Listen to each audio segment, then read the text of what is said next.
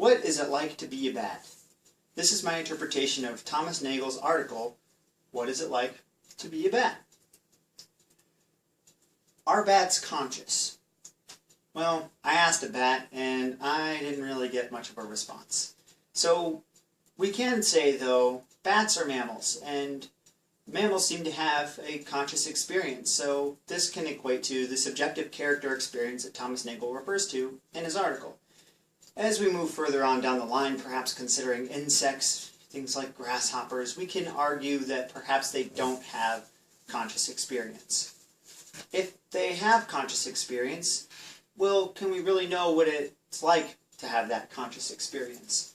And can we know what it's like to be that thing that has that subjective character experience and that consciousness? Well, let's imagine what it's like to be a bat. Let's imagine flying and hanging upside down and eating bugs and living in a cave. Is this really what it's like?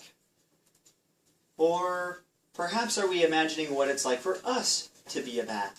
What it's like for us to do these things, to fly, to live in a cave. So we really don't have the experience or knowledge of what it's like for a bat to do these things.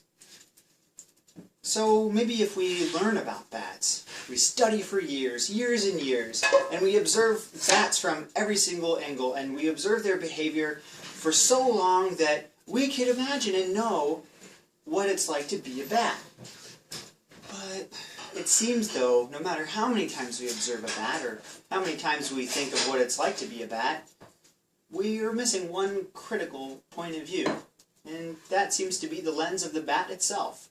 The first-person view, the view of actually doing these things, and viewing in third person just doesn't really seem to do the trick, no matter how much we observe. So what if we were to transform? What if I took my arms and turned them into wings, and I turned my legs into claws, and take my appetite for McDonald's and make that an appetite for bugs? Well, some people might even argue that's a better appetite. But if I continue transforming and change my ears into bat-like ears, and I change my vision for some sonar, when do I become a bat? And if I become a bat, where do I go? Can I be me? Can I remember being me and still be a bat? Is my mind even capable of this? We have to keep considering, even if we transformed and we were suddenly a bat, how would we tell anybody or even explain what that's like? So perhaps we transform, but we can't really explain it. Let's ask an expert. Batman. Do you know what it's like to be a bat? Yes. Okay.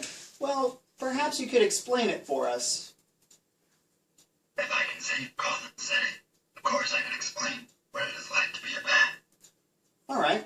So, if you can explain what it's like to be a bat, what is it like? It's like flying. Flying. So what's flying like for a bat? You can see tops of buildings and hang upside down. So I can see... Other bat-like things. Okay, so I can see tops of buildings and other bat-like things and... Okay, but it seems like I'm still trying to figure this out from the wrong perspective. Can you tell me how I could better think of this or understand? Well, just try to imagine. Or, damn it. It seems like Batman isn't really an expert here. What are we even looking for?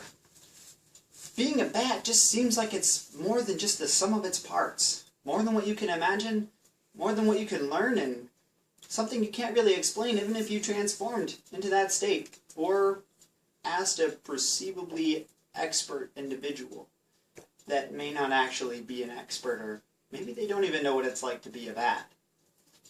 But what if I said you could know?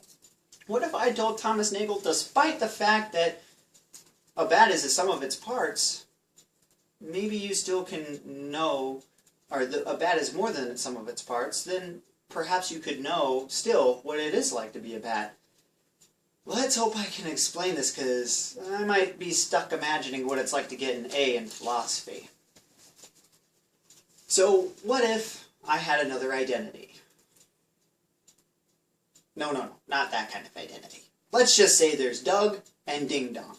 And Ding Dong goes out on the weekends completely different than what Doug would do, or does things that Doug doesn't necessarily like doing. But Ding Dong enjoys these things, and Ding Dong dresses this way, but that's completely different, and Doug is a whole nother person. It's conceivable, and even if you had the same friends, or even your family might recognize Ding Dong and say it's Doug, let's just say it is conceivable that you could make a disguise that's good enough to fool them. But perhaps if you were to be a bat, it would be a little more difficult. So we could also go from the point of view of, what about a past life? Can we really dispute that somebody knows what it's like to be a bat? Even then, if we have Doug and Ding Dong, somebody may argue that they have the same subjective character experience. Doug goes out on the weekends as Ding Dong, and Ding Dong goes out on the week to work as Doug. But they're still the same person.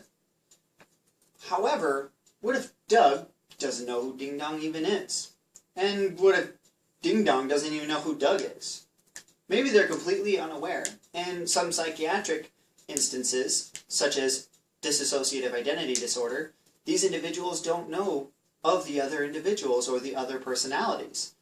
But I really wouldn't want to interview somebody who believes that they're also a bat, even though I have. So it seems though we are assuming a lot. We can only know and go off of one subjective character experience. Or do we only have one subjective character experience? You really only know your own, so we don't have a whole lot of evidence to go off of to say that no one else can, because I can't. Because you only know your one subjective character experience. So we can't refute the possibility that someone knows. We can't say they don't, because how would we know if they were wrong? If they were a bat in a previous life, or if they had another identity as a bat, and if they do know.